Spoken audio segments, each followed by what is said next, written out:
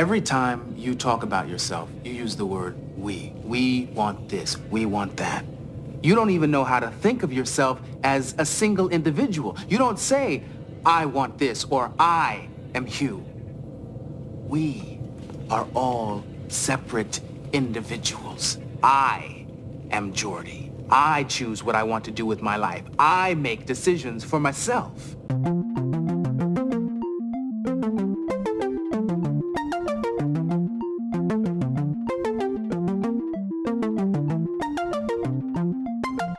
Hello everyone, welcome back to Fully Functional, a TNG podcast. I'm Maggie, joined by Jeff and Dory. Yo. Jeff and I are veteran Trekkies, and Dory is a rookie Trekkie, and we are taking her on her first journey through Star Trek: The Next Generation. Today we're discussing the Season 5 episode, I, Borg. Original air date is May 9th, 1992. And as always, we'll take it to Dory for the recap.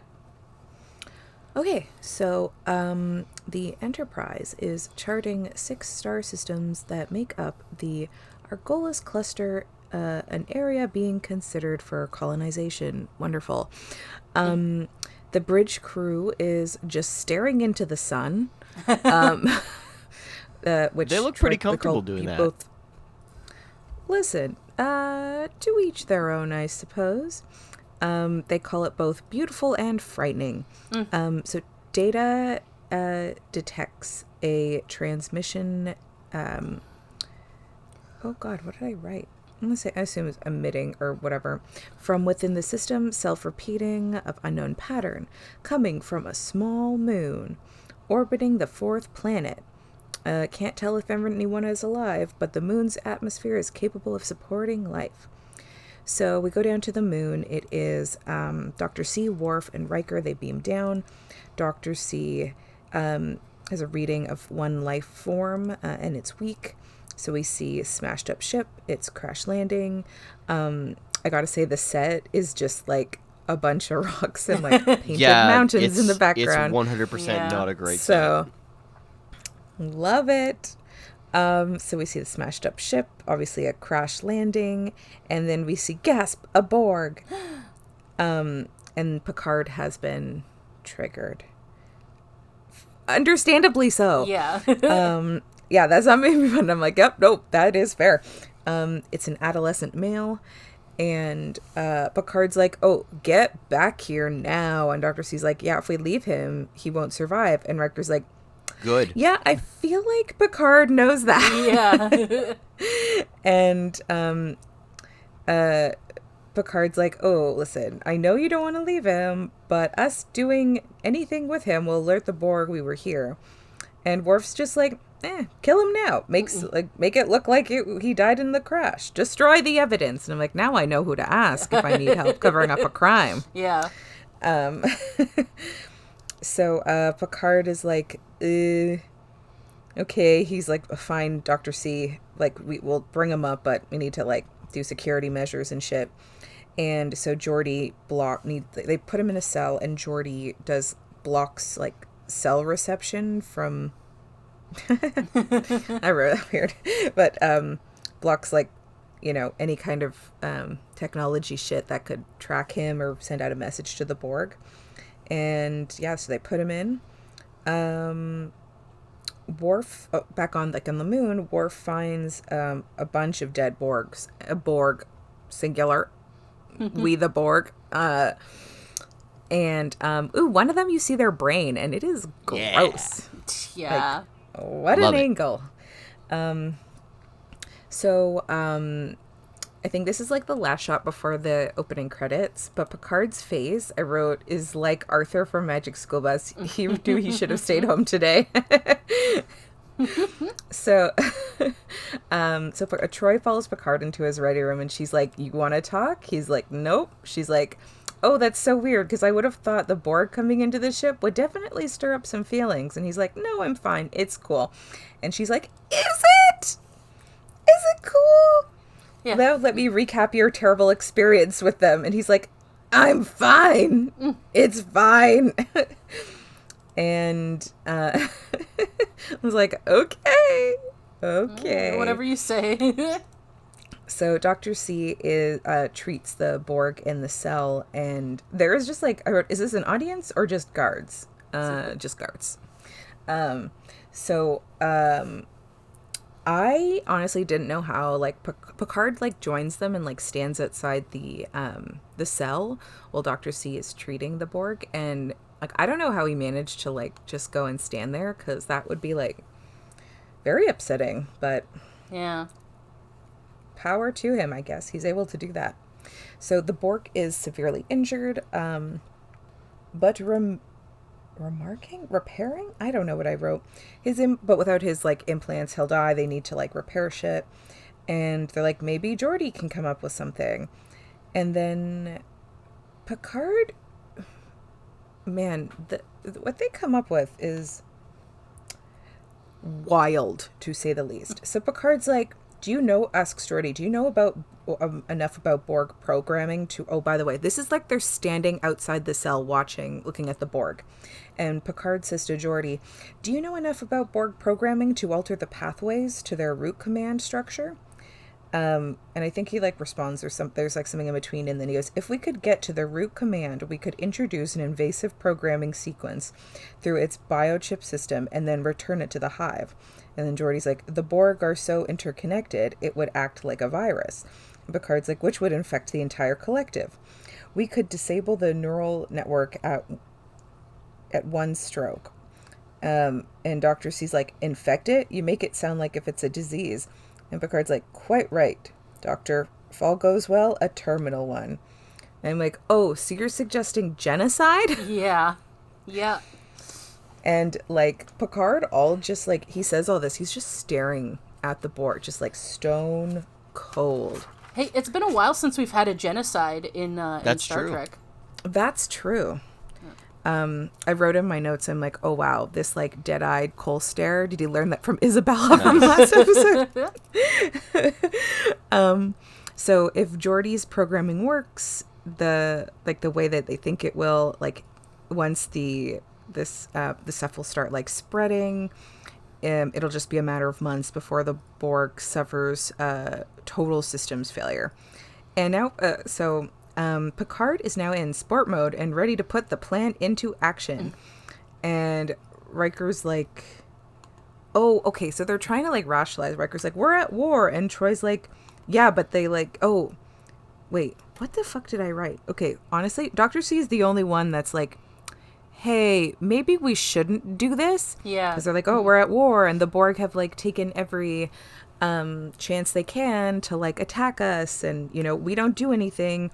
And yeah, they're at war, and they're like, yeah, but nobody's actually declared war. This is just like a low key, like, unspoken, you know, thing. And then Picard's like, they've declared war on our way of life.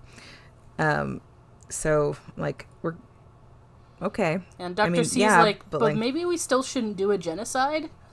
Yeah, she's like, I feel like that's breaking rules of war, and you don't kill civilians all, like, willy-nilly. And Picard is like, the Borg are one. It's one person, basically. There's no civilians. And so then Dr. C says, when I look at my patients, I don't see a collective consciousness.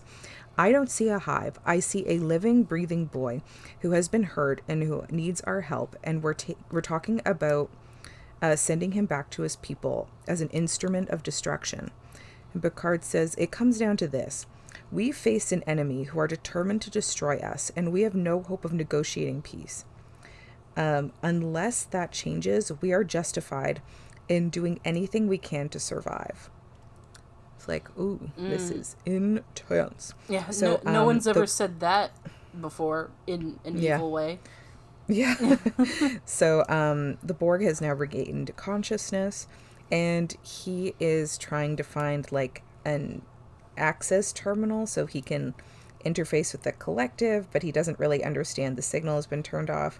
Geordi says that he's emitting, like, a homing signal and a second subspace beacon, but their shield, like the Dapnig field, has blocked both signals, so all is well.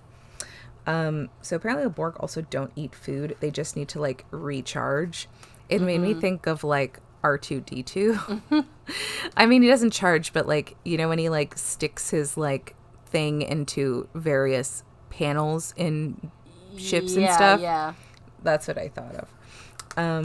So Picard tells Geordi to like arrange to feed it. Also, Picard calls the Borg it a lot. Yeah. So then we cut to Guinan and Picard fencing, and Picard gets the point, and Guinan's like, I don't think I like this sport. Also, their outfits are like, so okay, number one, Guinan has some kind of holographic like fabric or something holding her hair back, but then also their fencing outfits are like kind of sparkly. Yeah. So I love how like they always got to throw something holographic or sparkly or something into the costumes. It can't just be a fencing outfit. It has to be a future fencing outfit. Yep. So Guinan is not in favor of having the Borg on the ship. She's like, they're going to come after us. You know that, right? And Guinan and Picard, they go back to fencing. She fakes an injury and then fucking nails him in the chest with the stick. Sword? No. I know there's like an actual name. Lance? Oh, Foil. Isn't it like Foil, yeah. Okay, I knew there was a name. Okay, and Guinan's like, oh, you felt sorry for me. Look what it got you. And Picard's like, oh, damn. Yeah, because Guinan is also on Team Genocide. Yes. So Worf escorts Geordi into the cell so Geordi can connect the power conduit so they can feed the Borg. And so the Borg steps up to him and is like, we are Borg. And Geordi's like, okay, good for you. You got like a name or whatever. And the Borg just keeps like, we're a Borg, blah, blah, blah. Assimilate, resistance is futile. And he's like, cool, but like, what do people call you? And then he's like, third of five. And Geordi's like, listen, close enough. Because there was like 5 other Borg on the ship that crashed. So Geordi is also very chill about this whole situation. Like, he's so calm and just like, this is crazy town, but gotta be done.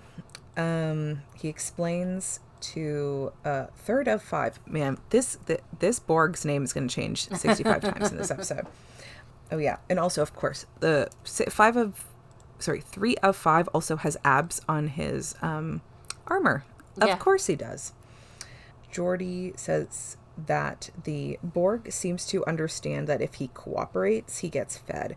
And so, like, if he cooperates, so they feed him, he cooperates, they can, like, have a better rapport so they can do tests on him. And so Dr. C says, like, oh, he's like a rat in his cage. And Geordi's like, look, I need his cooperation to figure out his processing system so I can, poison him later and send him back to his people. And so he can kill them all. And Dr. C says, I'm here to help, but I don't have to like it. Like, yes. Yes, Dr. C. So they transport third of 5 into the lab, and they basically put him into a glass phone booth. Yeah. And it looks like, those like phone, like those like glass cases where you like stand in to of like emotion, glass cases of emotion. Oh no, where like they throw money and you have to like grab money. Oh yeah, yeah. We've seen this thing before. Picard was in it. Lau was built. I know. I know. But I think I remember when Picard was in it. I just like, I haven't seen it in a while, and that was like the first thing that popped into my head. Like, that would be honestly kind of funny. They put money in there, and he has to try to grab it. Third of 5 wants to know what a doctor is, and Geordi wants to run some test. Oh, and so third of 5 is like, oh, you will be assimilated. And Geordi's like, yeah, but before that happens, can we ask you a few questions? And then third of 5 says, we will answer. So they're like, okay, we feel like we need a better name for you because like third of 5 is kind of a mouthful. And so Geordi and Dr. C settle on the name Hugh. And they're like, I'm Beverly, I'm Geordi. And then goes, we are Hugh. Oh boy.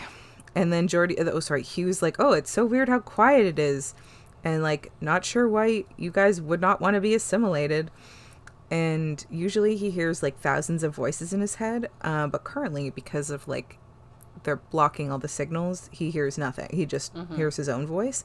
And that's like very weird. And he experiences loneliness. Oh. And he was like, what do we do after the test? And Geordi's like, oh, I guess we'll send you home. And you can tell, like, Geordi is like, he's not feeling great about this. Yeah. Dr. C is definitely not on board, but Geordi's like, huh, okay. So Geordi talks to Guinan, and Guinan is, like, shocked to hear that they gave Hugh a name. And Geordi's like, listen, Hugh just feels like he feels like he is, like, a kid from a far away, just some kid far away from home.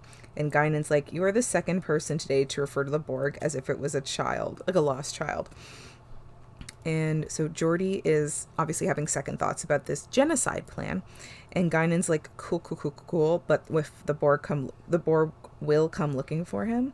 And then they'll come looking for us and destroy us. And they won't do the soul searching that you are currently doing.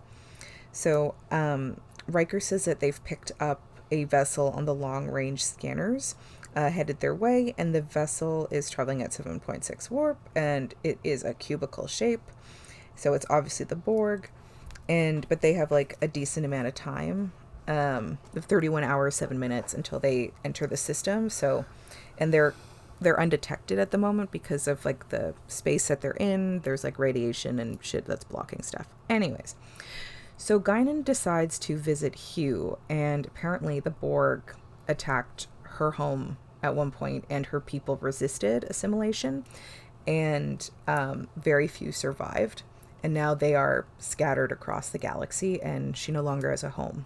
Mm-hmm. So Hugh's like, oh, are you lonely? Are you by yourself? Same. And this resonates with Guinan. So Geordi scanning Hugh's prosthetic to learn more about him, and Hugh is like, okay. He's like, why do you do this? Like, well, I want to learn more about you. And he's like, oh, that's so funny because like we learn about the species after we assimilate them. It's like, great. That's definitely a helpful time to learn about them after you've taken away their culture and, you know, their way of life. That makes sense. So Geordi says, think of it this way. Every time you talk about yourself, you use the word we. We want this, we want that. You don't even know how to think of yourself as a single individual. You don't say, I want this, or I am Hugh. We are all separate individuals. I am Geordi. I choose what I want to do with my life. I make decisions for myself. For somebody like me, losing that sense of individuality is almost worse than dying. So Hugh's like, Geordi, are you lonely? And but then Geordi explains friendship.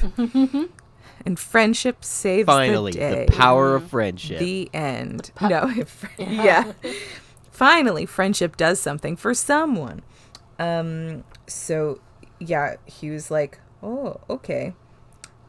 He's like, are we friends? Aw. Yeah. And, yeah. So, Geordi and Data then present to Picard their geometric form of genocide. And they take turns explaining like that the shape is a paradox. It cannot exist in real time or space.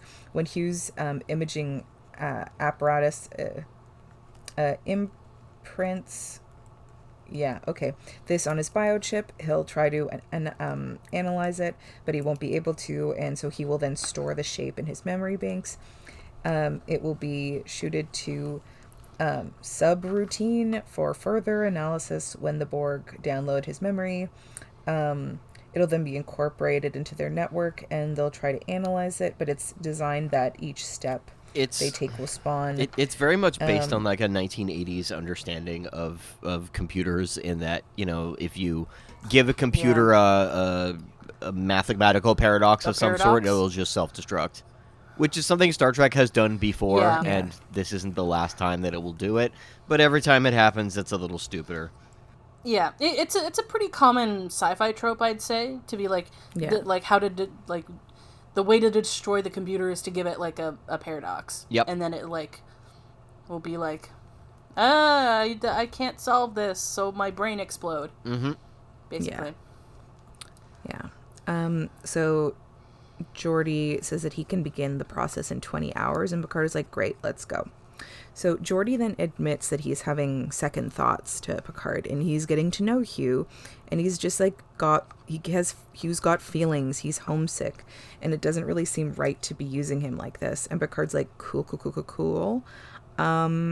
Maybe stop feeling that way and let's fucking get on with this genocide. Well, he gives an example of like experimenting on animals.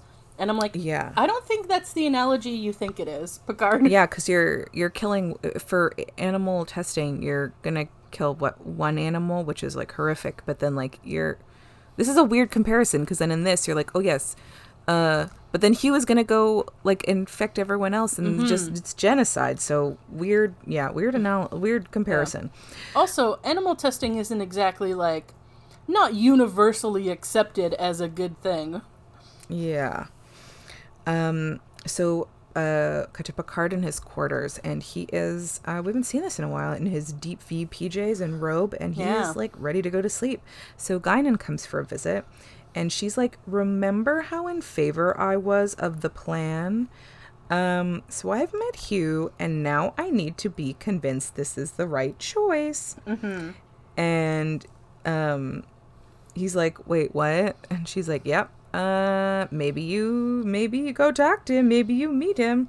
If you're gonna use this person to, like, commit genocide, maybe look him in the eye at some point. And Picard is like,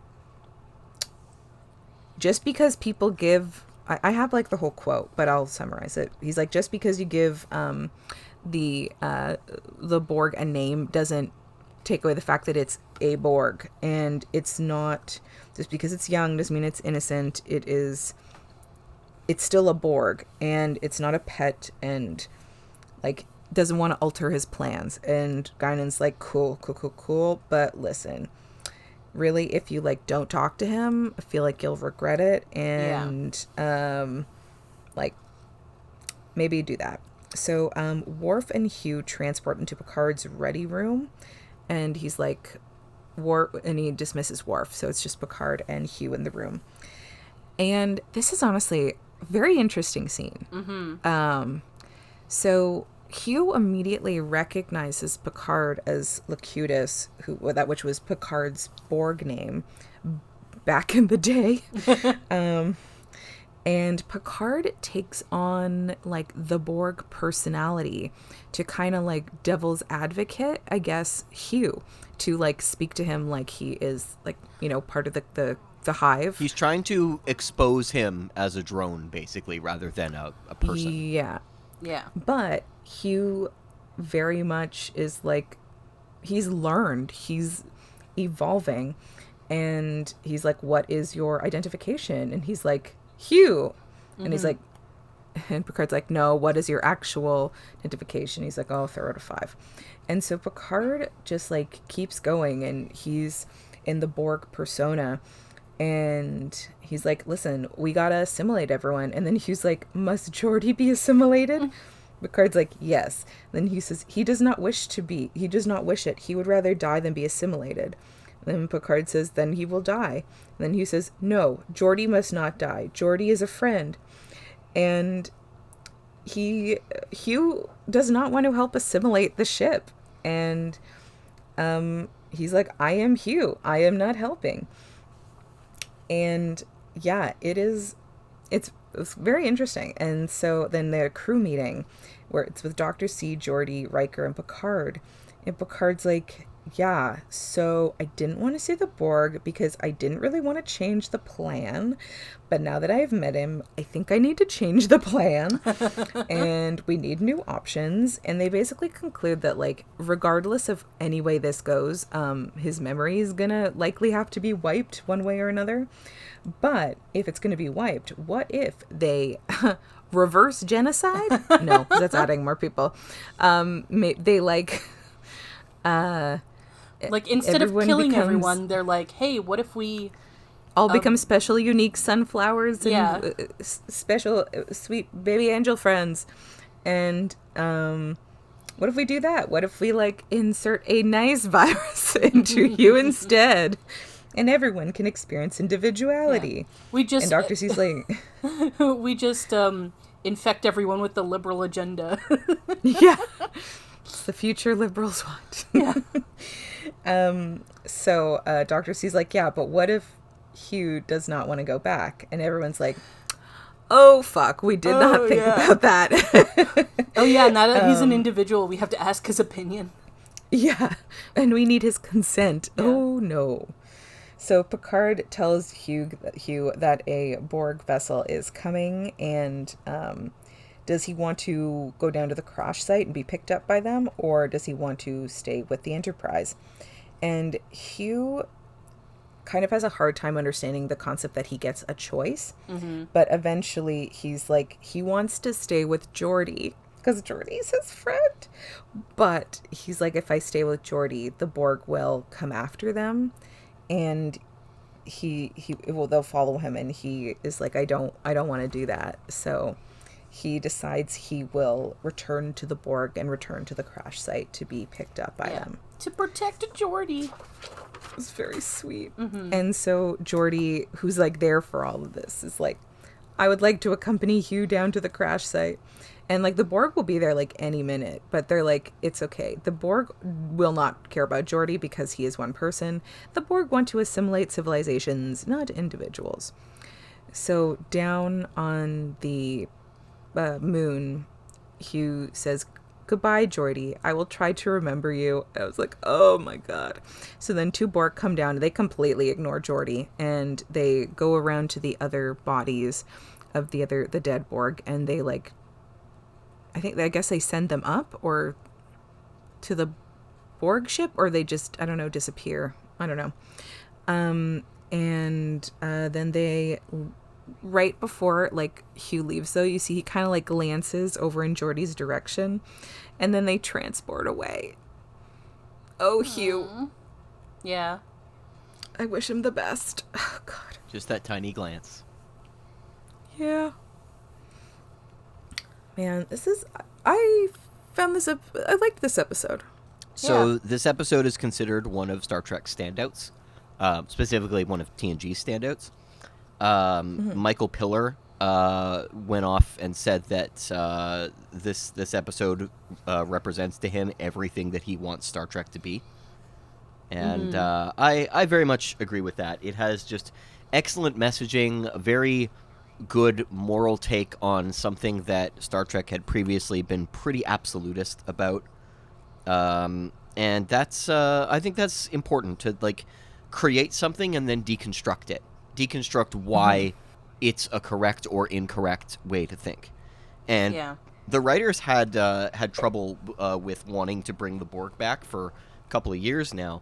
But they didn't really know the best way to do it, because after you do Best of Both Worlds, how do you reintroduce the Borg without cheapening them? So you have to do it in such a way that you haven't taken away that threat. And they thought, well, the best way to do it is what's the exact quote that he said about just when you think it's safe to hate the Borg, we make you look him in the eye and ask if you can still kill him. Yeah. And that's just, that is a really excellent way to continue the story of the Borg. And that is one of the reasons that the Borg within Star Trek are so, like, well regarded as a villain, because they can still do stuff like this with them. And that's really important for a villain, humanizing them so that you can look at what is villainous about them and not just paint them as a purity of evil that you can dismiss the way that Picard and Guinan were doing earlier in the episode. Yeah. It's been a long time since I've seen this episode, so going into this, I thought I was going to be more conflicted. Like, I thought I was going to have more trouble being like, oh, but the Borg are such a threat, and like, you know, this is their chance, but also, like, Hugh is a person now and all this stuff. But rewatching it, I was not conflicted at all. No, it's very clear about it. Yeah, like, no, it's very fucked up to do this. An interesting bit about that, actually, in order to add to the to how the episode was portrayed. So the actor who portrayed Hugh, Jonathan Del Arco, he's just excellent actor who is quite young in his career at this point, but he actually he actually auditioned for Wesley as well and refused to watch Star Trek when he did not get the part. Because he was a big TOS fan, and he's just like, no, you know what? They didn't take me. I'm not watching this at all. And then he got the part of this and said, okay, now I guess like they've accepted me. Okay, now I have to. Fine, whatever. And I think that they didn't necessarily mess up by casting Will Wheaton instead, because Will Wheaton obviously did an excellent job as well. And I'm really glad that we got Del Arco in this position. So in this particular episode, the approach that they did to portraying him was Del Arco was given a scale of 1 to 10 in how Borg are you right now.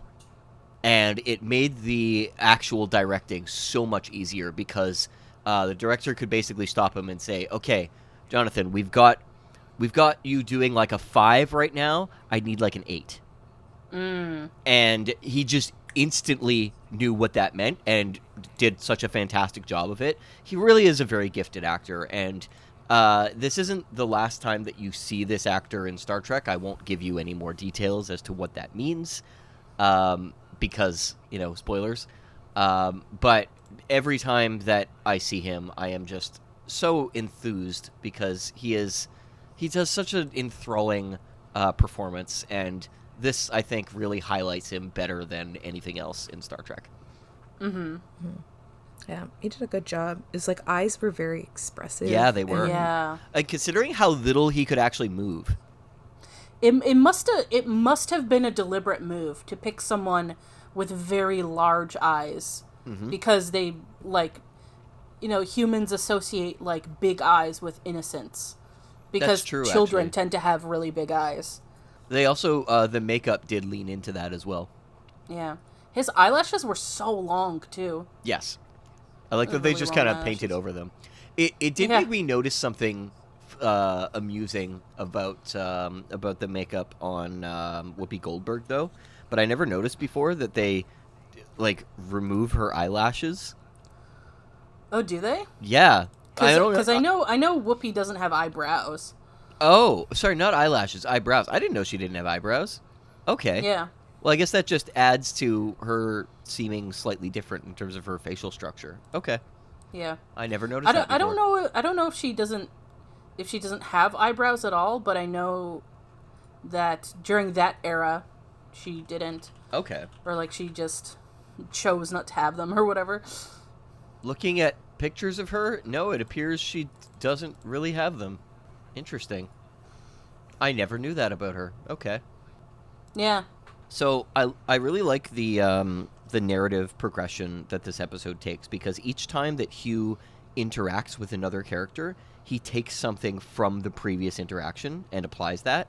And I like how progressive his development is, because each meeting that he has with a new character really could not have had the effect on them if not for the previous meeting that he had with another character. And I really like that about the way that the story progresses. I think that it's a very good way to build on the fact that his personality is not non-existent. It's there, but he's finding it one piece at a time. Mm-hmm. Also, I like when he's getting curious and asking Geordi why 30 times in a row. Yeah, I thought that was really funny, or really cute when Hugh does the stereotypical why? But why? But why? But why? Yeah. I found this really neat how so the Borg start off as a collective, and then when Hugh's on his own, he and his sort of learns to be an individual, but he's so focused on the loneliness and being alone because he's separated, and that in the end he just finds a different community, but still can be an individual. So going from just one to his own to still with a group is very nice. you can still be part of a group while not losing your sense of self. Yeah. Which was very nice. I think this episode is kind of what establishes the precedent that Borg can become individual again when they're separated from the collective. That, like, basically, like, if you're able to separate a Borg from the collective, they can, like, recover to, like, who they were before. Or not necessarily who they were before, but to, like, an individual person. Mm-hmm. So here's a question. So he says his name is third of 5. Yeah. And it's because there was 5 people or 5 Borg, I want to be technical, in the ship that crashed.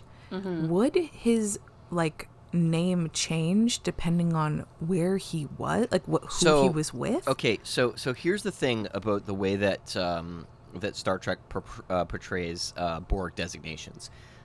This is the first time that they're mentioned because they needed a way to refer to him specifically as an individual part of a larger whole. And that's not something that they had really established before. Each time that we see the Borg Collective, there ends up being more development on how complex, whether there's some kind of hierarchy or whatnot. And I wouldn't say it's necessarily all positive because I don't think it takes into account what the ramifications or the meanings are of the previous intent. In the future, we're going to see, on Voyager anyway, a regular character who is brought back from the Borg, who goes by the name of 7 of 9. And her character, the full name that she has is 7 of 9 tertiary adjunct of Unimatrix 01, which indicates that it is a singular designation that she has for the entirety of her existence. Whereas in Hugh's case, the implication is no, that is simply his designation for this particular craft. That would make more sense if the Borg are really to not focus on any individuality whatsoever, but it doesn't really make sense for the Borg to be so anti-individual that they do not recognize individual parts of itself.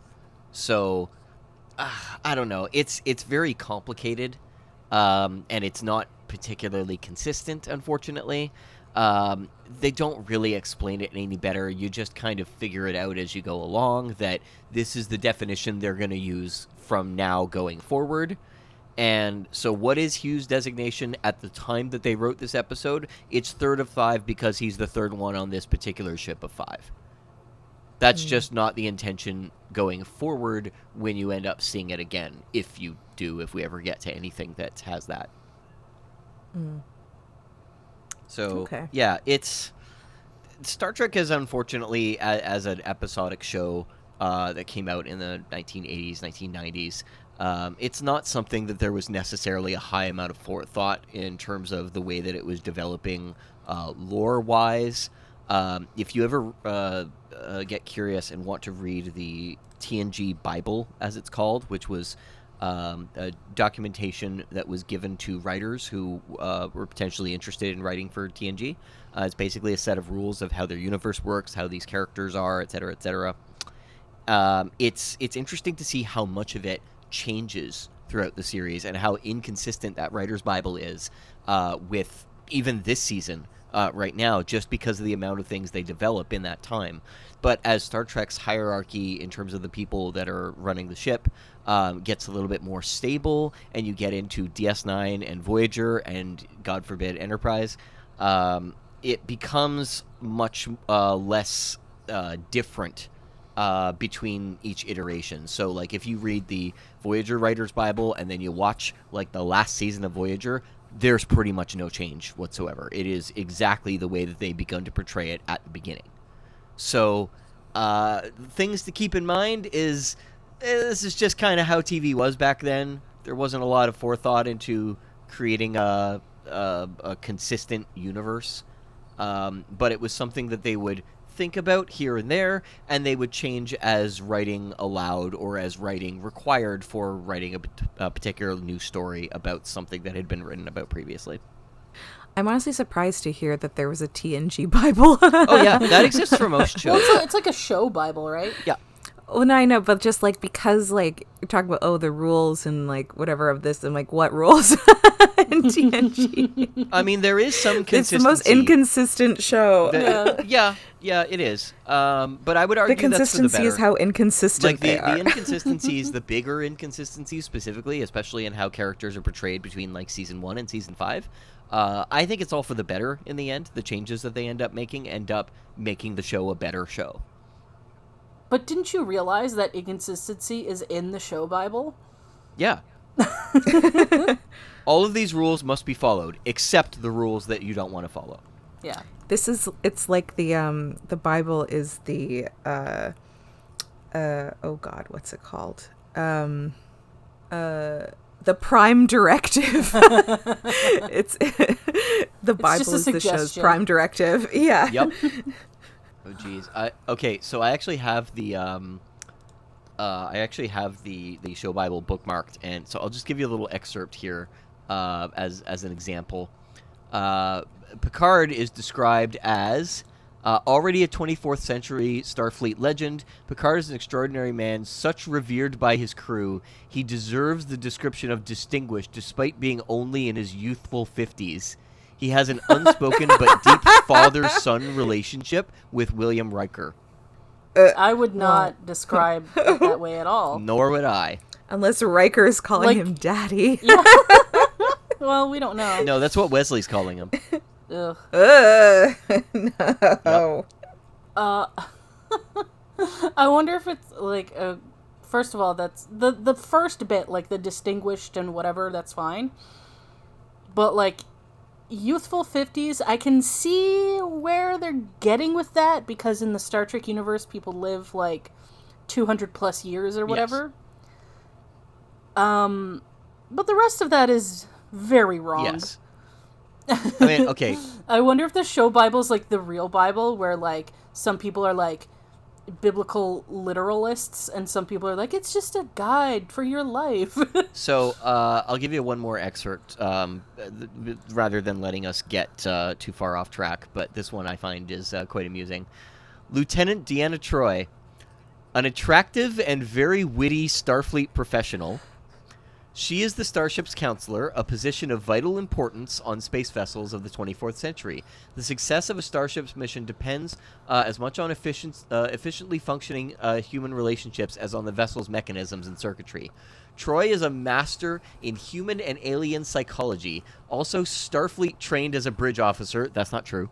Her mother was a Betazoid alien, and she has inherited a form of telepathic ability which allows her to feel the emotions of others. So, very witty Starfleet professional. I like Troi, but that is not how I would describe her. No. Same. Yeah, See, I agree.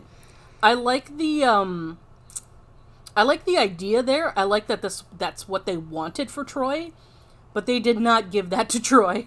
They did not. Yeah. No. And also, as I mentioned, she is actually not a bridge officer.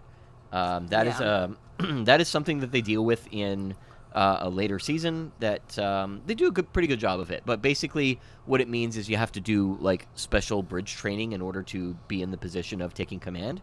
And you get to see how she doesn't really have that when you look at the disaster episode where she had to take command on the bridge while the ship is like in pieces. Speaking of Troi, I feel like this would have been a good episode to have her in. Yeah. I mean, I do like the moment at the beginning where she goes to Picard and tries to convince him to talk to her a little bit, like, immediately, because she's like, oh boy, this is going to be triggering. And I find it very amusing that he says that he's quite comfortable in his position, despite the fact that he kind of got, like, emotionally bullied into the position by Dr. Crusher. So, like, no, you're not quite confident in your position, quite comfortable in your position. But at the same time, like, he's clearly putting on the captain face and not willing to open up about this at all. I fully forgot she was in this episode. Until you just finished it, even though I mentioned it in my recap, I forgot. So if they had the actress for this episode, why didn't they have her talk to the Borg? Because it was more interesting to have instances where people were going up against their own prejudices, whereas Troy has not shown a particular prejudice against the Borg at this point.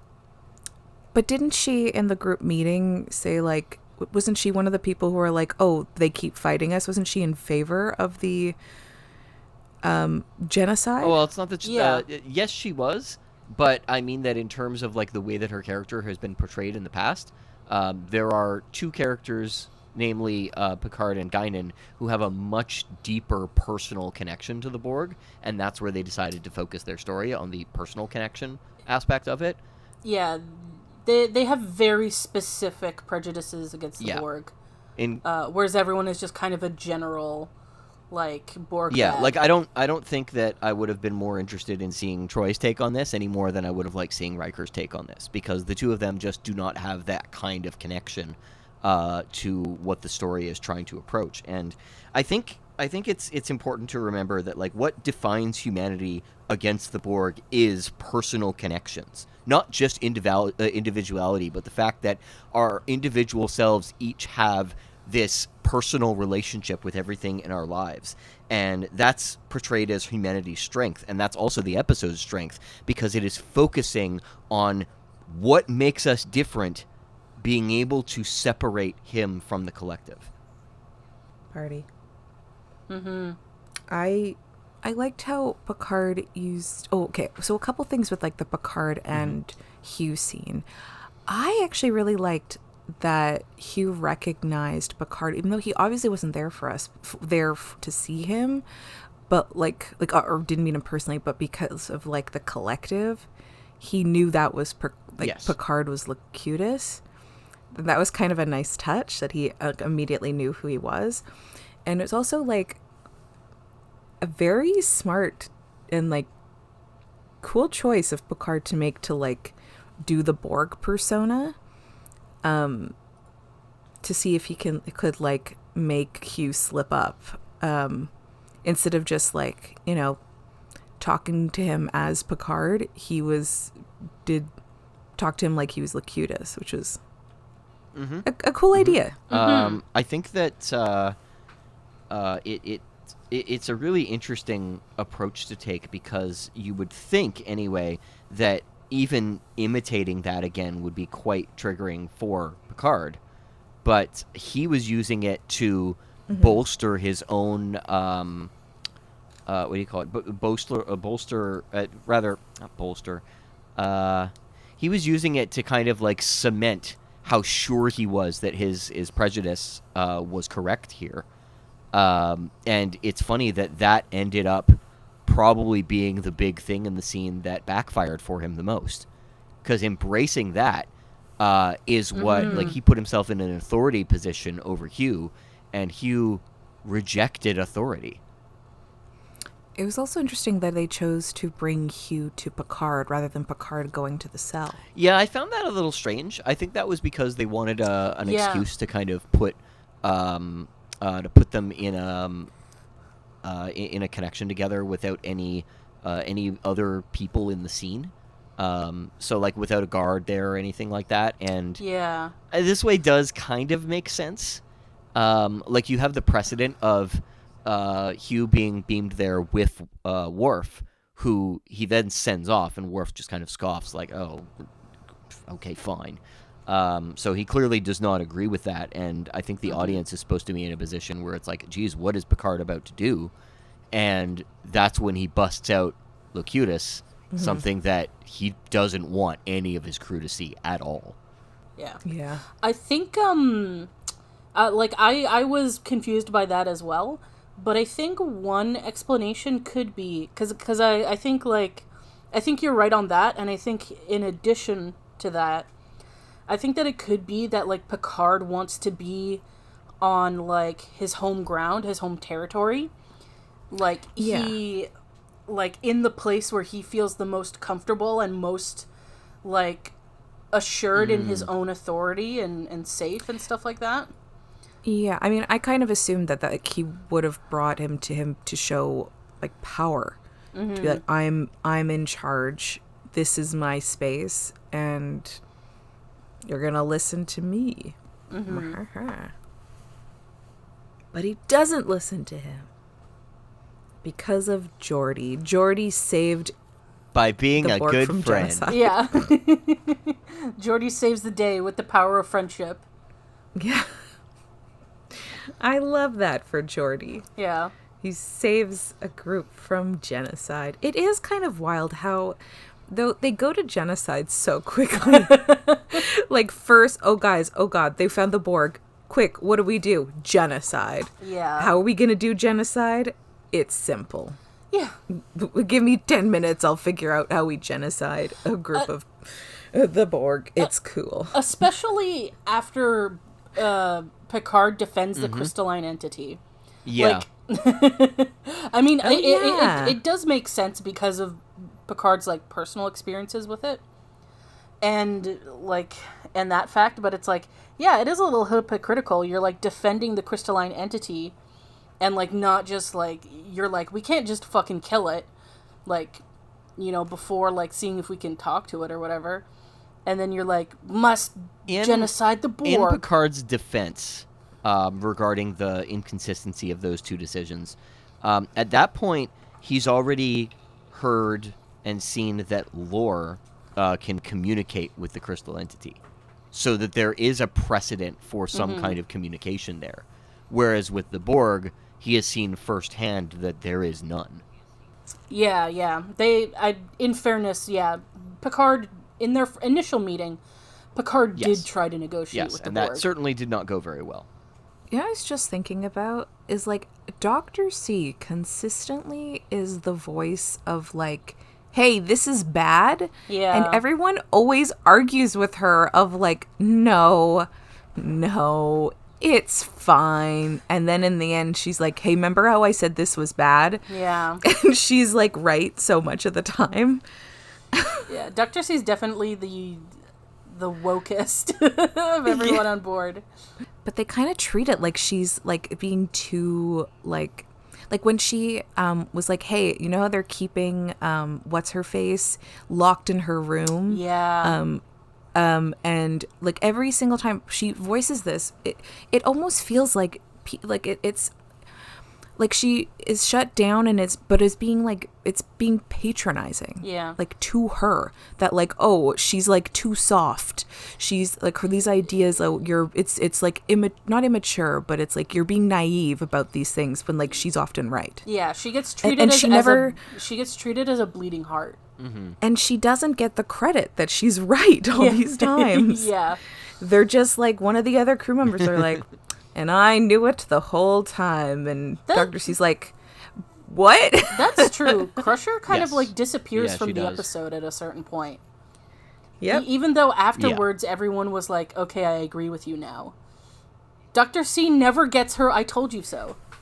She's the one who didn't even get the heart-to-heart with him. Yeah. And she didn't do, she just, like, saved him. And she's like, yeah, maybe we don't kill him, kill all of them, but, like, Geordi and Guinan and Picard all had to, like, have a conversation with the Borg with Hugh before they could decide, oh, maybe we don't commit genocide. Yeah. And she didn't even talk to him because he was unconscious while she was saving him. So I'm like, that's... Yeah, everyone else had to, like, talk to him before they were like, oh, yeah, maybe this is messed up. Yeah. Justice for Dr. C. Yeah. I do really appreciate Guinan being like, if you're gonna kill someone, you better look them in the fucking eye before you do it. Yeah. Right? Oh, for sure. Like, if you're so sure this is the right thing to do, then you can go in there, talk to him, look him in the eye, and still do it. So, all right. So now, moving on, it's time for favorite moments and lines. I mean, the Picard Hugh scene was really good. I love that Geordi got to kind of bond with Hugh. I love that Dr. C was right. I liked Picard and Guinan fencing and their glittery fencing outfits. Yeah, I guess that's mostly it. I like that Hugh gave like a little glance at Geordi before he left. Yeah. Or he's transported away and Geordi went down with him to say his goodbyes. And then he'll always remember Geordi.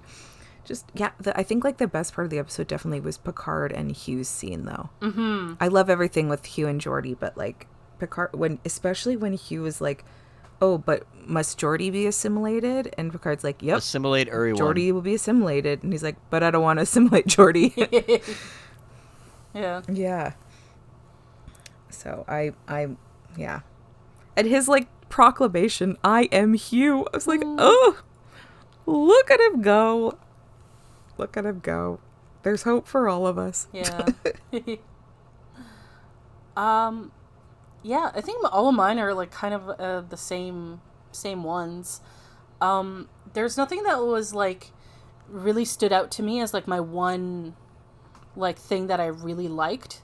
I just think it's like overall like a really solid episode, and I just kind of enjoyed it all as a whole. I like when Guinan is confronting Picard, and his like sudden stand up to her about like, it's not a person, damn it, it's a Borg, and she just like shuts him right down with that. And I really like that Guinan is one of the few characters who can really do that effectively on this show, because Picard is clearly, behaving emotionally.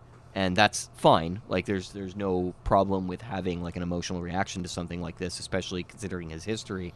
But the fact that she is imploring him to use his emotions and direct them more positively and to actually, like, confront this demon of yours is, I really appreciate the way that she does that. Mm-hmm. Yeah. And I appreciated Guinan's, like, willingness to actually go see Hugh and check out what he was about, despite the fact that she did not want to. She just kind of, there was obviously something in her that said like no, you have to do this. And it's like, yeah, suddenly you're confronted with that, like, that this person is like not just a mindless drone. Like, they have thoughts and feelings. All right, so with that, let's move on to predictions for the next episode. And so the next episode is called The Next Phase. In the next phase, Ensign Ro and Geordi get lost in a transporter malfunction. I love it. I love it. Oh, I'm excited. Yay, Geordi and Ro venture together. Ooh, okay. So what they do? What did they do? Okay. I assume, okay, maybe they're going to... My first thought was like, what if they're on the planet and they're trying to be like beamed up, but they accidentally get sent to a different ship? No, maybe they're like, maybe, okay, so maybe this ship, they need to help something on the planet, and but the weather, like something in the atmosphere is like really like making things hard. Like maybe it's like clear, but then some kind of storm starts just as they're about to like send Ro and Geordi down. Man, you really know these Star Trek tropes, don't you? Yeah. I wonder if I've watched enough episodes. And so maybe there is something else on the planet that would have some kind of like, maybe not necessarily on purpose, or it could be, no, not on purpose, where like their technology, maybe like some kind of like, I almost said vibes. That doesn't make sense. Like something that would kind of offset or like interfere with the transporter beam or whatever. And so that is sort of like a perfect storm of maybe some kind of interference with weather and something else on the planet that sort of diverts them to closer to whatever this, other technology. And it's not on purpose, but it's away from where they needed to go. Yes, I'm going with perfect storm. Alrighty.